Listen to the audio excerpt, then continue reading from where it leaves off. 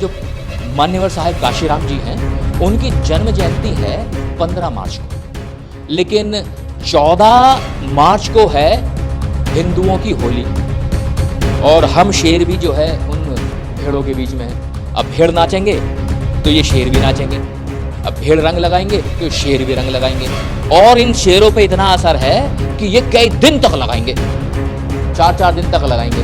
तो लिहाजा 15 तारीख को जन्म जयंती मनाने के बजाय हमने निर्णय लिया कि 23 मार्च को मनाएंगे, क्योंकि 23 मार्च का है रविवार, छुट्टी का दिन है, सबके लिए छुट्टी होती है। तो उसी दिन हम इस कार्यक्रम को मनाएंगे। और मैं चाहता हूं कि ये जो अभी आपने बातें सीखी हैं, इसको और बड़े स्तर पर लोगों तक पहुंचाया जाए, ताकि लोगों को ये बात समझ में आए और पूरा समाज एकजुट हो और हम नीति निर्धारित करके इस आवाज को सड़कों के बजाय लिखित में उठाएं। काशीराम, ओ काशीराम।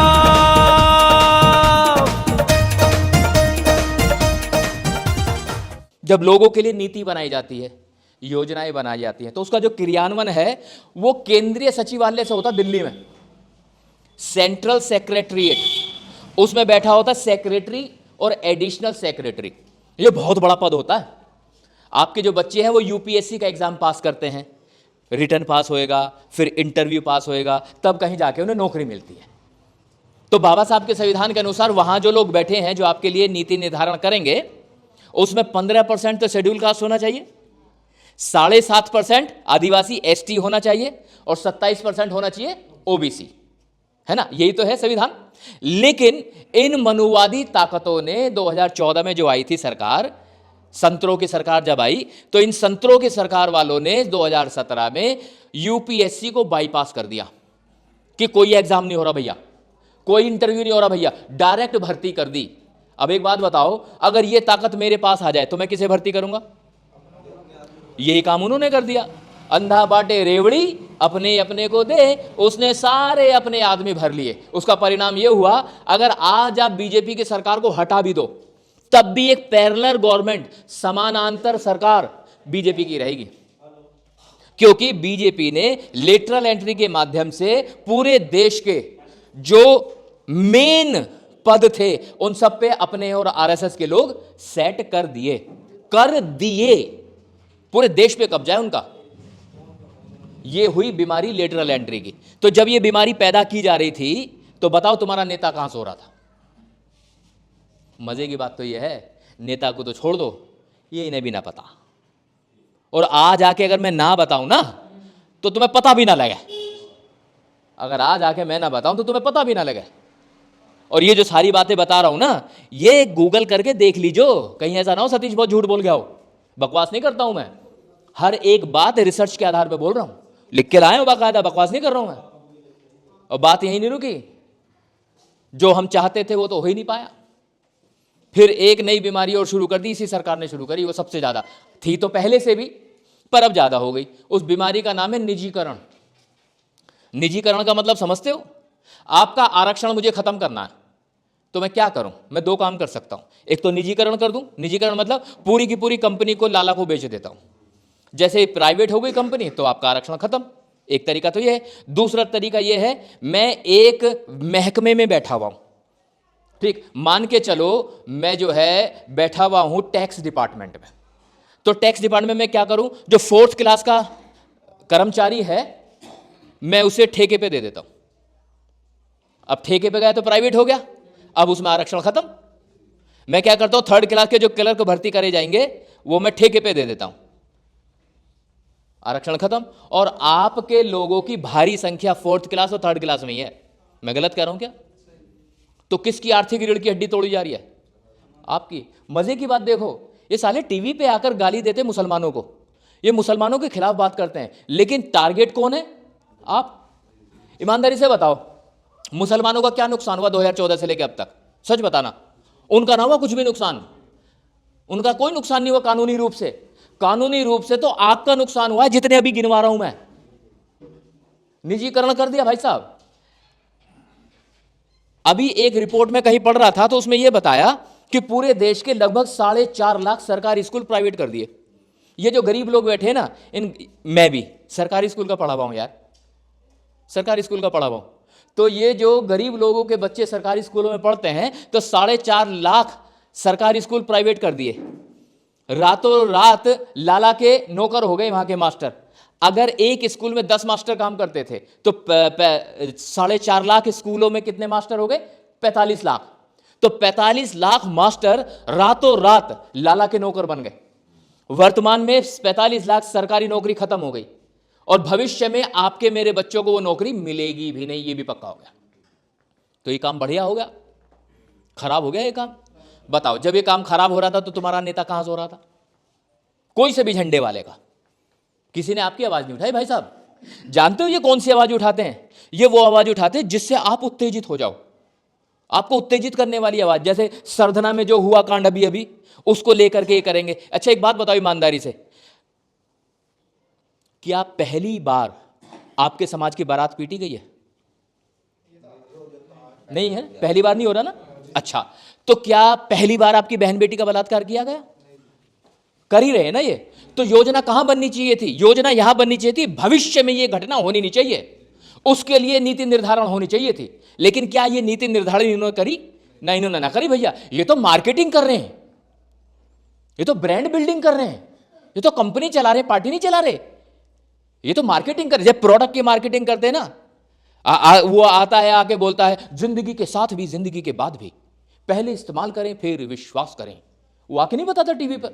ऐसे ये कह रहे हैं कि हमारा नेता गया ना वहां पे, ना गया हमारा नेता, हमारे नेता ने तो आवाज उठाई। हाँ, तेरे नेता ने आवाज उठाई, पर नीति कौन बनाएगा? भविष्य में ये घटना ना हो कौन करेगा? जब तुम ठेकेदार हो तो तुम्हें करना चाहिए था ना, पर ये हो ना सका, पर ये हो ना सका। और अभी ये आलम है कि तू नहीं तेरा गम और तेरी जुस्तजू भी नहीं, पर ये हो ना सका। और अभी ये आलम है कि तू नहीं तेरा गम तेरी जुस्तजू भी नहीं। और गुजर रही है जिंदगी इस तरह, इसे किसी के सहारे की आरजू भी नहीं। और बस यूं ही रह जाऊंगा कभी को के मेरी हमनफस, तू मुझे जवाब दे या ना दे, बस कभी कभी मेरे दिल में ख्याल आ जाता है, दर्द होने लगता है, तो मैं फिर आपके बीच में आ जाता हूं। और सुनो, बात तो मेरी बहुत सारी जो मैं बताना चाहता हूं, लेकिन क्या होगा, मैं बहुत सारी बातें बताऊंगा ना तो ये जो गिलास है, गिलास भर जाएगा, फिर उसमें और पानी डाले जाऊंगा तो निकलता चला जाएगा।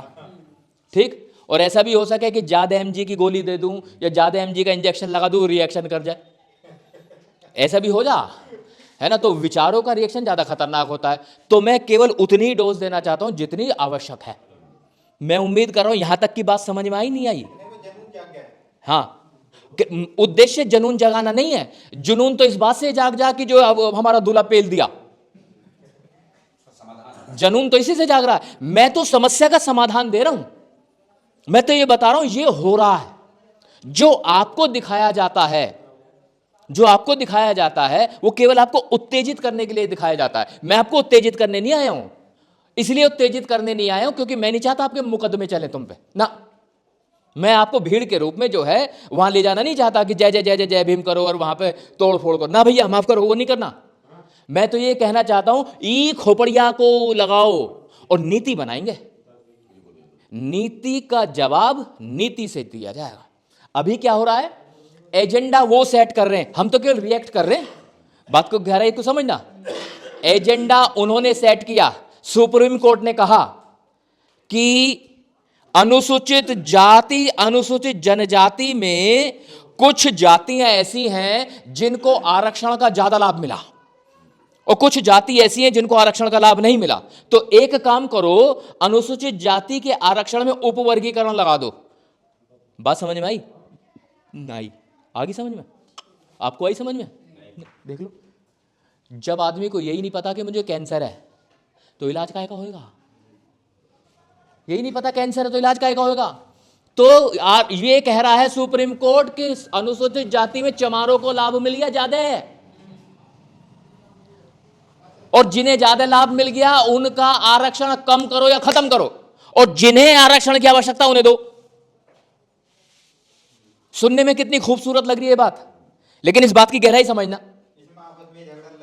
अरे चमार और भंगी लड़वा दिए इन्होंने, सिर फुड़ाई करवा दी। तो एजेंडा किसने सेट किया? आरएसएस बीजेपी ने। और पिटे कौन? चमार भंगी। मरे कौन? जाटा वाल्मीकि। आपस में सिरफुड़ाई हम कर रहे हैं, मतलब एजेंडा सेट होने नहीं, क्या हम रिएक्ट कर रहे हैं। मैं रिएक्ट करने की बात ही नहीं कर रहा, मैं कह रहा हूं प्रोएक्टिव हो जाओ। प्रोएक्टिव हो जाओ कैसे? अपना दिमाग लगाओ, दिमाग की बत्ती जलाओ कि ये हो क्यों रहा है। अगर मैं सुप्रीम कोर्ट की यही बात को स्वीकार कर लूं, हां भाई चलो मान लिया जाटवों को, चमारों को आरक्षण का लाभ हुआ और वाल्मीकि को लाभ नहीं हुआ, तो बताओ इसमें जिम्मेदार कौन है? आपसे पूछ रहा हूं सवाल, क्या चमार जिम्मेदार है? कौन जिम्मेदार है? वो लोग जिन्हें आरक्षण नहीं मिला, वो लोग जिन्हें आरक्षण नहीं मिला, वो आरक्षण के प्रति जागरूक नहीं थे, उन्हें पता ही नहीं था कि आरक्षण से लाभ मिल सकता है। वो लोग जिन्हें लाभ मिला वो आरक्षण के प्रति जागरूक थे, उन्होंने आरक्षण का लाभ लिया। अच्छा, किसी को आरक्षण के बारे में पता हो, उसकी जानकारी हो, इसकी जिम्मेदारी किसकी है? सरकार की। सरकार आगे बताए ना तुम्हारी योजना क्या है, सरकार आगे बताए ना आरक्षण होता क्या है, सरकार आगे बताए ना आरक्षण के क्या क्या लाभ हो सकते हैं। पर क्या सरकार ने यह काम किया? सरकार का कोई नुमाइंदा कभी किसी गांव में नहीं आया, कभी भी नहीं आया, नेवर एवर आया ही नहीं। तो सरकार अपनी विफलता को छुपाने के लिए, सरकार अपने निकम्मेपन को छुपाने के लिए, है ना, सरकार अपनी अनभिज्ञता को छिपाने के लिए किसके ऊपर इल्जाम डाल रही है कि इस जाति को ज्यादा लाभ हो गया, उस जाति को कम लाभ हुआ। अगर एक जाति को ज्यादा लाभ हुआ, दूसरी जाति को कम लाभ हुआ और तुम्हें पता था, तो तुमने काम क्यों नहीं किया? तुम आए क्यों नहीं? क्योंकि आरक्षण जब होता है तो आरक्षण के जब वैकेंसी निकलती है तो उसमें यह नहीं लिखा जाता कि जो आरक्षण केवल जाटवों के लिए है, उसमें लिखा होता अनुसूचित जाति का आरक्षण। अनुसूचित जाति में जितनी भी जाति आती है सबके लिए है, वो केवल जाटवों के लिए नहीं है। अच्छा, अगर आपको आरक्षण चाहिए भी तो आपको सबसे पहले उस पद पर अप्लाई करने से पहले मिनिमम योग्यता हो चाहिए, या तो ग्रेजुएशन चाहिए या 12वीं चाहिए। अगर तो आप 12वीं हो, चाहे आप जाटव हो चाहे आप वाल्मीकि हो, तो आपकी पात्रता तय हो गई। जब आपकी पात्रता तय हो गई तो आप अप्लाई कर दो। लेकिन जितने शिक्षित लोग, पढ़े लिखे लोग जाटवों में हैं, उतने वाल्मीकियों में नहीं है। तो अब इसमें बताओ विफलता जाटवों की है? क्या ये जो वाल्मीकि समाज में नहीं पढ़े लोग वो जाटवों की वजह से नहीं पढ़े? क्या जाटवों ने जाके रोका था? किसकी विफलता है? सरकार की विफलता है कि उन्होंने शिक्षा को वाल्मीकि समाज तक पहुंचाया ही नहीं। क्योंकि आपको शिक्षा देने का उत्तरदायित्व किसका है? सरकार का या जाटवों का है? सरकार का है। तो सरकार ने अपनी जिम्मेदारी नहीं निभाई और सुप्रीम कोर्ट यह कह रहा है कि एक जाति को लाभ हो गया, दूसरी जाति को लाभ नहीं हुआ, और सरकार के निकम्मेपन को छिपाया जा रहा है। तो इसका मतलब क्या हुआ? मोदी की जेब में चुनाव आयोग भी रखा हुआ है और सुप्रीम कोर्ट भी रखा हुआ। बात समझ में आ रही है? बात गंभीर है। हो सकता है हंसी मजाक में हंसी ठिठोली थोड़ी सी हो गई है, लेकिन बात गंभीर है। कोई बताएगा नहीं आगे भाई साहब, और मैं भी आज आ गया हूं तो बता दिए। और अगर बात समझ में आ गई तो अपने तक मत रखना इस बात को और आगे बढ़ाओ। और इस बात को और बहुत आगे बढ़ाने के लिए 23 मार्च को हमने कार्यक्रम प्रायोजित किया लल्लापुर, ये नई बस्ती में कार्यक्रम हम लोग कर रहे हैं। ये कार्यक्रम का उपलक्ष्य तो ये है कि जो मान्यवर साहब काशीराम जी हैं, उनकी जन्म जयंती है 15 मार्च को, लेकिन 14 मार्च को है हिंदुओं की होली, और हम शेर भी जो है उन भेड़ों के बीच में है। अब भेड़ नाचेंगे तो ये शेर भी नाचेंगे, अब भेड़ रंग लगाएंगे तो ये शेर भी रंग लगाएंगे, और इन शेरों पे इतना असर है कि ये कई दिन तक लगाएंगे, 4-4 दिन तक लगाएंगे। तो लिहाजा 15 तारीख को जन्म जयंती मनाने के बजाय हमने निर्णय लिया कि 23 मार्च को मनाएंगे, क्योंकि 23 मार्च का है रविवार, छुट्टी का दिन है, सबके लिए छुट्टी होती है। तो उसी दिन हम इस कार्यक्रम को मनाएंगे। और मैं चाहता हूं कि ये जो अभी आपने बातें सीखी हैं, इसको और बड़े स्तर पर लोगों तक पहुंचाया जाए, ताकि लोगों को ये बात समझ में आए और पूरा समाज एकजुट हो, और हम नीति निर्धारित करके इस आवाज को सड़कों के बजाय लिखित में उठाएं। लिखित में, क्योंकि लिखतम के आगे बख्तम ना चलती। सपोज करो तुम भीड़ इकट्ठे होकर चले गए कहीं और रोला रुक्का सब कर दिया, अब पुलिस वाले ने लठ बजा दिया, बताओ हाथ में क्या आया? आया कुछ हाथ में? कुछ नहीं आया। 2-4 पे मुकदमे और लग जाएंगे। लेकिन जिस दिन आपने लिखित में काम करना शुरू कर दिया और उसके बैक में हम सब खड़े, तब काम हो जाएगा मजबूत।